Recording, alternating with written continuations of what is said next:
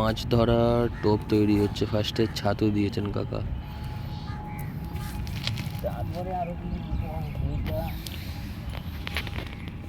ছাতু যেমন সত্যেন্দ্রের ছাতু, নর্মাল ছাতু যেমন হয় সেই ছাতু। কি বলে মানে পোলাও পাউডার টাইপের। আচ্ছা, মতো একটা পাউডার ওটা দিয়ে দেবেন একটুখানি থাক, যদি গুরুজি এসে কিছু করে এটুকু থাক। কাকা বলছেন ওনার ওপরেও কোনো ওস্তাদ আছে, মানে কাকা সবে নতুন নতুন ধরা শিখছে, এর ওপরেও আরো বড় বড় খিলাড়িরা থাকে এখানে। এই পুরো ঝিলটা এখানে 10,000 টাকা 12,000 টাকা করে দিয়ে মেম্বারশিপ নিতে হয় মাছ ধরার জন্য, লাইফ টাইমের জন্য। ওই যে ফার্স্টে ছাতু দিল, তারপরে পোলাওয়ের একটা তৈরি করে একটা মশলা, তারপরে নারকেল পচার জল। এটা হচ্ছে নারকেল পচার জল, এটা দিলে মাছের ঘ্রাণ শক্তিতে মাছ এসে টোপটা খায়।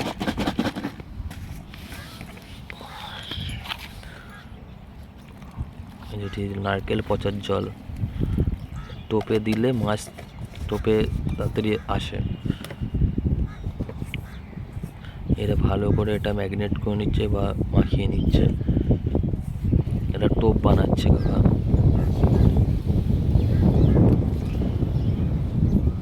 খুব সুন্দর একটা পরিবেশ। এটা হচ্ছে হিটকোর, এই সাইডটা হিটকোর 2 নম্বর গেটের এদিকটায় বিশাল বড় ঝিল। ওই যে ওই সাইডে আমাদের সিটি সেন্টার। নারকেলের ডাস্ট দিচ্ছে এবারে। নারকেল গুঁড়ো।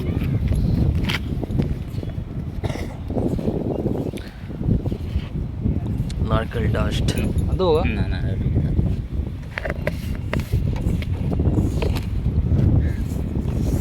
আরো অনেক কিছু দেয় সবাই, মানে আমার অত খরচপাতি না, আরো অনেক কিছু দেওয়া হয়। কাকা নতুন সবে শিখছে বলে কাকা এখন মোটামুটি শখে সময় কাটানোর জন্য অনেকে টাইমটা তো কাটাতে হবে না। মাছের খুব সুন্দর একটা টোপ বানানো হচ্ছে। কাকার অনেক কিছু সরঞ্জাম আছে, যদিও এদিকে অনেক বড়শি, এদিকে আটা, ছাতু, ব্যাগ, নারকেল, অনেক রকমের প্রক্রিয়া নিয়ে এসছে। কাকা 2খানা ছিপ অলরেডি টাঙিয়ে দিয়েছে জলের ওপরে। খুব সুন্দর একটা ভিউ আসছে। এটা যে প্রতিদিন আমাদের যে মাছ ধরতে দেবে,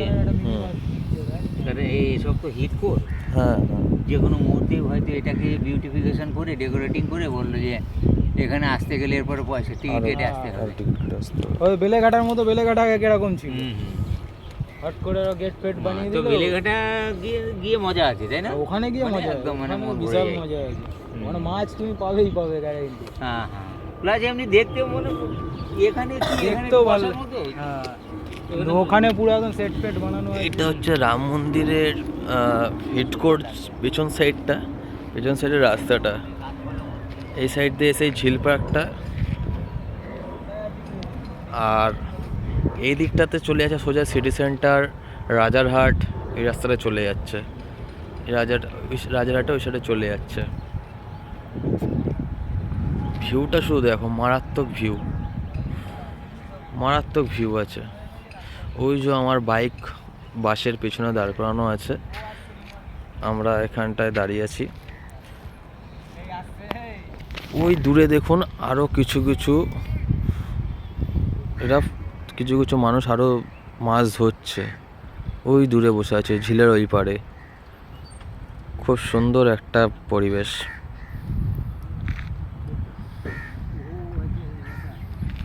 কাকা এখনো টোপ বানাচ্ছে, চলো দেখা যাক কাকার টোপটা কত দূর এগোলো।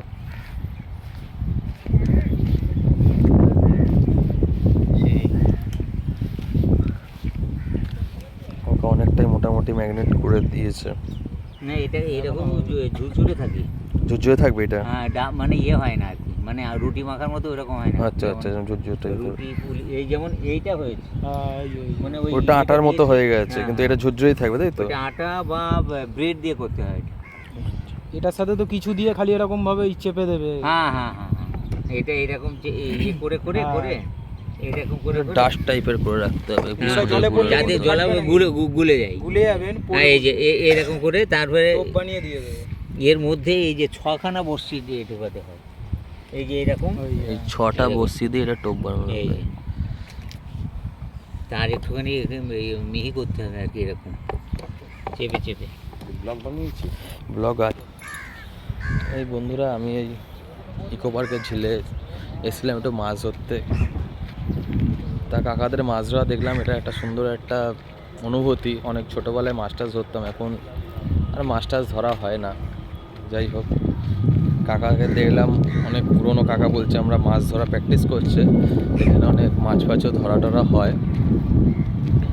যাক, ভালো লাগলো দেখে। এখানে নাকি আরও আসে, কাকা তাড়াতাড়ি চলে আসছে, এরপরেও নাকি অনেক লোকজন আসে। তা এখন তো আমরাই ফার্স্ট এসছি আপাতত। খুব ভালো লাগলো দেখে, মানে জায়গাটাও দেখুন, জায়গাটা কত সুন্দর, কত সুন্দর ভিউ একটা। এই শীতকালের এই দুপুরবেলাতে সব দেখাও খুব ভালো লাগে দেখতে। কোনো মাঠে ঘাটে গিয়ে বসে থাকা বা কোনো ঝিল পাড়ে এসে মাছ ধরা, একটা আলাদাই অনুভূতি, যেটা গরমকালে রোদ্দুরের তাপে যেটা হয়ে ওঠে না। খুব ভালো লাগছে এটা দেখতে।